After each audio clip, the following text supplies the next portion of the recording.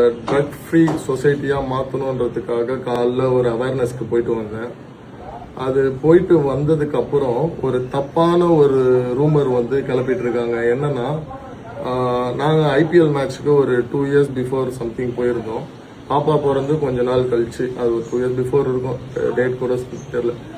அந்த டைமில் ஃபேமிலியோட எல்லாரும் ஃபேமிலி ஃப்ரெண்ட்ஸ் எல்லாருமே போயிருந்தோம்.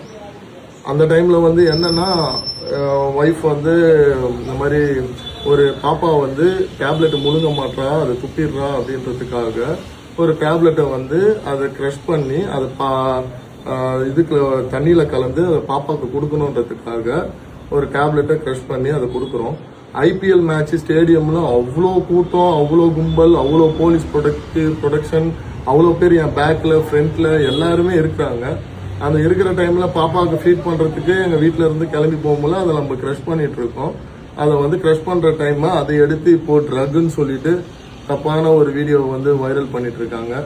இது ரொம்ப மனசுக்கு கஷ்டமான ஒரு சூழ்நிலையா இருக்கு. ஸோ இந்த மாதிரிலாம் ப்ளீஸ் பண்ணாதீங்க, தயவு செஞ்சு அவாய்ட் பண்ணிக்கோங்க. அது ஐபிஎல் நடக்கிற இடம், அவ்வளோ போலீஸ் ப்ரொடெக்ஷன், அவ்வளோ ஃபேமிலி பீப்புள்ஸ் ஃப்ரெண்ட்ஸில் இதெல்லாம் இருக்காங்க. இது ஈஸியான விஷயம் கிடையாது அதை தப்பாக பேசுறதுக்கு.